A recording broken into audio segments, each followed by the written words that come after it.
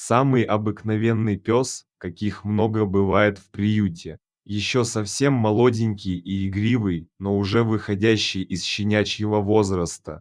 Поэтому найти ему дом становилось все сложнее и сложнее.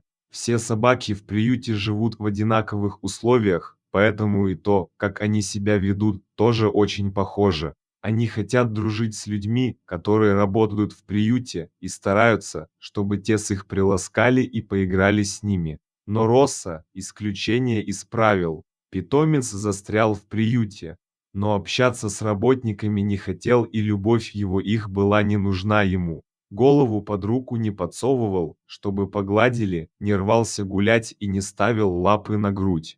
Так он прожил в приюте около 3 лет.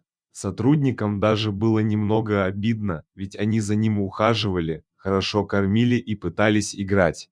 Люди просто так не работают в приюте, все они любят животных, каждый пришел по зову сердца. Так почему этот упрямец не хочет общения? Сотрудники стали подозревать, что с псом связана какая-то история. Тогда они стали искать того, кто мог бы знать Росса до приюта. Они выложили снимок пса в социальных сетях, надеясь, что, возможно, кто-то узнает его и даст полезную информацию. И все получилось. Публикацию о Росса увидел один местный фермер.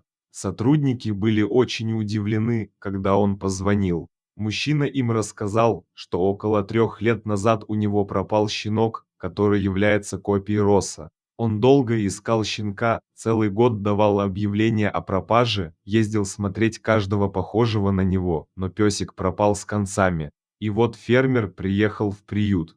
Он подошел к вольеру с Росса, и пес заволновался. Сначала питомец принюхался, а после заскулил, подбежал к мужчине и стал тереться о его ноги. Росса взволнованно виляет хвостом и не может поверить в это чудо, а хозяин не сдержал слез. Но кто бы смог на его месте? 3 года пес ждал своего хозяина, верил и надеялся, и не все же не ошибся. Спасибо за просмотр, ставьте лайки, подписывайтесь на канал, а мы и дальше будем радовать вас невероятными историями, о которых не рассказывают по новостям. Делайте добро, и оно обязательно вернется к вам.